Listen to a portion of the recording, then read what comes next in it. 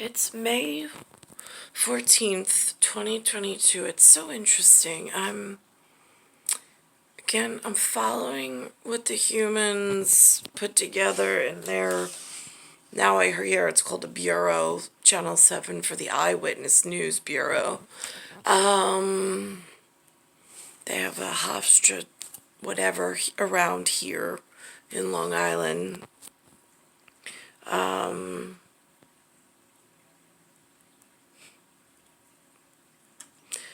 And so I'm watching Channel 7 as I have been. Now normally I leave, just like I leave the markets of humans alone that watch a dot and like their heart races and goes down like on an EKG with some symbols and letters and whatever on some DJ FM AM Jason Bourne calendar system where they talk about industries, and the SEC thing goes on and NASD thing and some FINRA goes on. There's a lot of things that go on, and I'm not a part of any of it. I leave them alone. I don't really record them too much, except if there's like something that like really like stands out, and then I'm like, uh-oh. So I try not to follow that because that looks like a rabbit hole I don't want to get swallowed up by. I do the same thing with sports because there's a whole, I've heard, I've never been a part of, some underground market where they enjoy things like the casino kids. I see they tell on themselves all the time in the like dual fan app and the potheads and the whatever category of, I don't know, they're just what humans to me, but alright, whatever. So I try not to follow the sports. I don't even, I don't even look at the guys. I'm like, yeah, oh, yep, I see that one. Looks like a hockey to me. Oh, yeah, that one looks like football in the roast beef category, huh? So, but tonight, for some reason, just so strange, the newsworthy for me anyway, is on the broadcast before they announced that Channel 7 was out here in Long Island, now with its own bureau. They said that it had, like, they used to put the sports at the end. So, like, I really didn't watch the news anyway, but now I've got some stuff going on health-wise for my person, so now I gotta take a look, because it might be tied into whatever I got going on here in ways that only I can pronounce at nouns and verbs and saviors and whatever. So I'm watching it, and I noticed they moved the sports where they're normally like the last 2 minutes, like sometimes my DVR even cuts them off and like doesn't even do like a full broadcast for whoever follows that and is part of that. Tonight they moved it to the middle. I'm like, how's that like you guys trying to tell me about a mid-size SUV and a helicopter? I mean, I'm just like, I'm gonna have to watch how that one for the next couple of days, whatever, and whatever patterns out. But I'm like, they did. And then, not only that, I saw there's a gentleman, I don't know his name, they'll put it at the bottom of the thingamajig, but it just says he's a Rangers fan. He was wearing all black. He wasn't wearing his normal Giants blue and red sweatshirt. He actually came on and it had Meridian Health in the back. And he was wearing all black with just a little white. And it said he was a Rangers fan, which I thought was so interesting since he's football and roast beef. So in his whatever, they showed him on the field, so I'm just assuming that that's where he goes. But again, I don't know if they have like crossover at fan club or whatnot. Because again, like, I don't want to get tangled like with the professionals of human things. So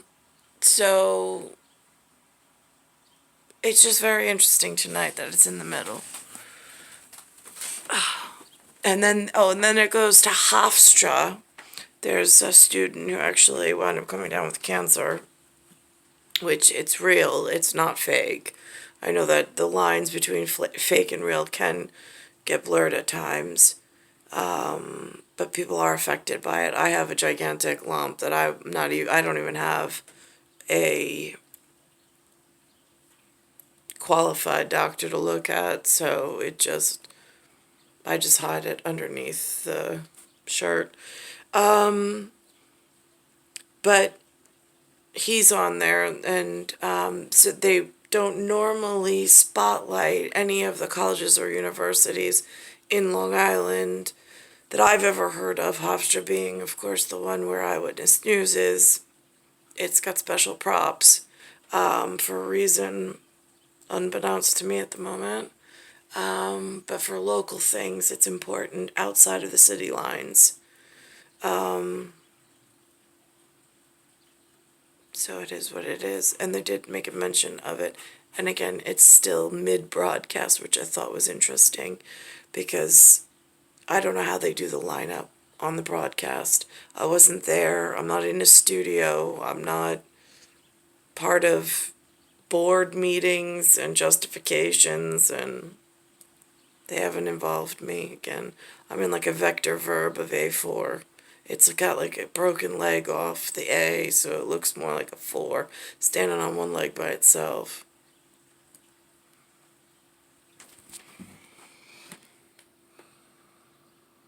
There's a whole lot of things that go on around me, though. Half in regulation, the empty netter then would seal it for the 5-3 win. So for a team that was on the brink, they are right where they want to be, back at the Garden for Game 7. There's not a playoff way to play, a regular season way to play. There's Rangers hockey, and that's all there is. So we got to continue to work smart, work for each other, play as a team. We've been treating every game since we've been down like it's a Game 7. It's been do or die for us, so nothing changed. Like a Game 7. I mean, 7's important to me. I'm just bewildered how it's important to so many other people. It's been showing up so much lately. Changes. It's a good day at Giants rookie camp. Big Blue has officially signed Kayvon Thibodeau and Evan Neal. Their rookie contracts, the 5th and 7th overall picks, both get standard 4-year deals with a 50-year team option. But new head coach Brian Dable has hockey on the brain. He says he hopes to be at Game 7 tomorrow night and says his team can learn. There's that Game 7 again, market maker. A thing or two from the blue shirts. A really good example, though. You know, you're down 3-1 in the series, and 3-1. 2-0 in Game 5 and 2-0 in Game 6, and everybody's writing you off. And what do? They just keep competing and put one in right after the other, and then the other team comes back, scores right away, and lose a little bit of momentum and finish off the game strong. It's a pretty cool team to watch right now. And everyone is watching right now. Yankees look for the... Now, if you notice, it says here 29, Eyewitness News at 5, and then it says 26. So it's somewhere just past the middle line. But it normally comes in around here for metrics. So they really made an effort to move sports into a more prestigious mid-range. It's an effort. It's an effort of some sort. I don't know what it means. But I noticed it. Now, interestingly enough, same broadcast, but in the beginning of the broadcast, like way in the beginning, I'm going from the sports announcements of peculiar, it's in the middle, and then I'm rewinding back towards the beginning. So, the next most interesting thing on the news from that sports movement, is New York actually had, for the first time ever, according to Channel 7 Eyewitness News, in New York City development or whatever, city limits. They had the first ever Japan parade. And the guy uses the symbol. Now, I did not know, but the TV let me know, because I, again, not big fan. I don't really know Comic-Con stuff. Haven't been following along. Haven't been paying attention. Didn't know I needed to. Didn't know my life depended on it, kind of a thing.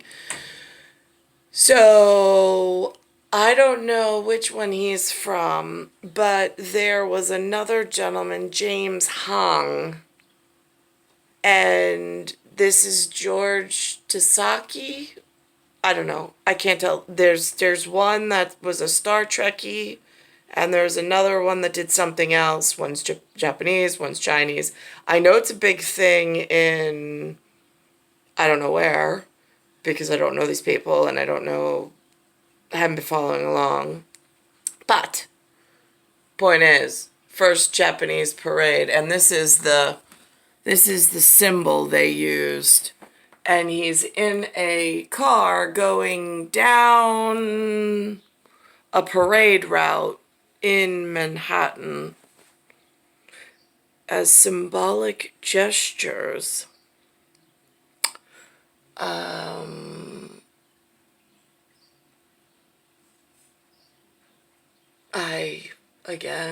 There was a movie just recently that was on. He looks just like the actor from that movie where they were bombing Pearl Harbor. I mean, I do have the painting of the girl with the pearl earring. That's a pearl theme. I have no past, no future. I have no whatever. This is just where humans have shown up. So this was interesting. And this is how they painted that. Yet again, Star Trek legend George Takei Oh, look at that, Star Trek. goes where no man has gone before. Takei served as Grand Marshal for New York City's first ever Japan parade. He got the title of Grand Marshal for a parade. That's respectable. I don't know what it entails or what it takes, but it is. Kudos. The parade stretched along Central Park West from 81st Street down to 68th, right near our studios. It's been in the works for some time now, originally meant to coincide with the 2020 Olympic Games in Tokyo. As we say, may this first inaugural Japan parade live long and prosper. New York has always been welcoming to Japanese people, and it's one of the reasons we love it here. There was also a street fair near the parade. Very nice. Coming up. On one hand, the way that I look at these signs inside of New York City, it's almost like Disney World at Epcot. There's a fountain somewhere that's symbolic, and there's definitely a difference between when you walk from one section of the park. As you walk around, everything is neat and tidy, kept in its place. Everybody usually looks as the example or the model is supposed to in the cleanest house on earth. And everything is respected within that one model. Manhattan looks nothing like Epcot, just so we're clear. In the 20th century, might I add. Just in case anybody wanted an update. And it's not necessarily there, whatever. There's other stuff going on. There's another gentleman that goes by the name of something. I think it's James Wong, something like that. I don't know. He has some kind of a star somewhere. If people are keeping scores on that stuff and then it's affecting my real life, that might be a problem. But then I rewind even more on this broadcast, and then there's the supervisor from when I was in 1995, 1996 in high school. The supervisor here, that there was some kind of guidance counselor, looked familial to there. Her name's also James in pronouns, nouns, and then verbs in verbiage and in pronounced. So now there's this James, and she's wearing symbols. She's wearing a black shirt with symbols that said 1973. If ever anybody wore a billboard around saying that I broke this girl's life, or I was a part of it, and I did it back in her high school days, it would be those 4 numbers. Because I'm 78, and when you break an 8, it leaves an E3. And it's there right on her t-shirt. And her last name is James. So I don't know if there's something going on in the Asiatics that I'm unaware of, but I see symbols. All right, this is what New York City's abortion campaign, or I don't know what they call it. Again, it's not a parade, but it's something on display. But again, I don't know the back motivation, don't know the back story, don't know what's on the table, don't know what's at the ledger, don't know what's in private committee. I'm really not clear. The signs are just going in every direction. States in support of abortion rights.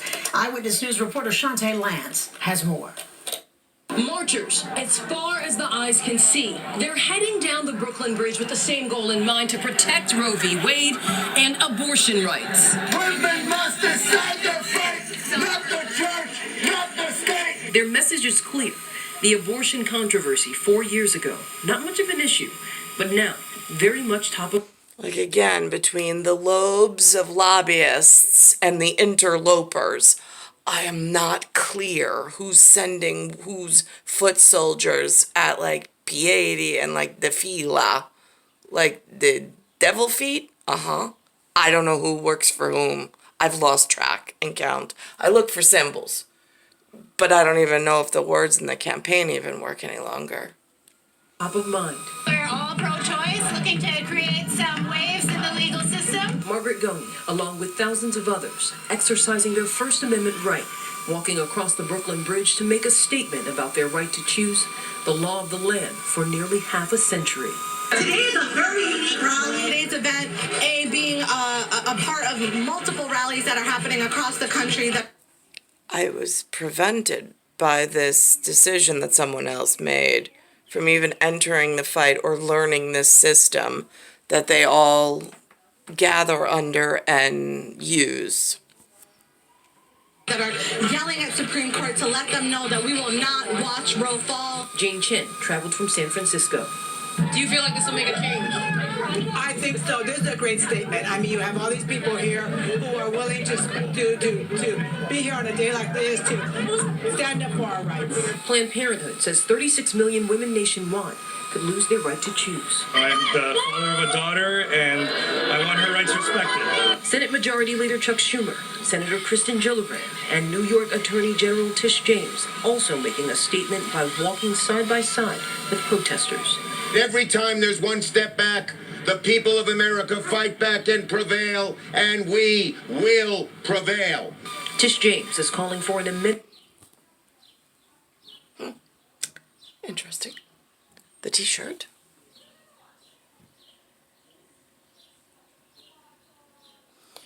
And it also is interesting, this symbol, for which I've never been able to get a clear pathway, phone number, don't know anyone, don't know how to run into anybody, just blocked off at high school, which entry date for high school at St. John's for 1 year only appearance was 1995 and the graduation date was in 1996. Just the way the school year fell. Amendment to the New York State Constitution to ensure a woman's right to choose. Bans will not stop abortions. They will only stop unsafe abortions, and they will further inequality. This protest ends in Lower Manhattan in Foley Square, and there's another one simultaneously happening in Union Square in downtown Brooklyn. Shantae Lands, Channel 7 Eyewitness News. In her first appearance since... So that's just so interesting. And how are the children using their voice inside of New York and Manhattan? They sound like a whole lot of noise. I mean, granted, they get to come out in numbers and in droves, but there's some serious stuff wrong. And I know they use a support system somehow on, like, what do we get right, what's not working, how are we going to safely do this. I mean, I'm not part of it at the moment. I've been withheld from it, but that's part of a bigger existential problem. But I'm looking for signs of life and, like,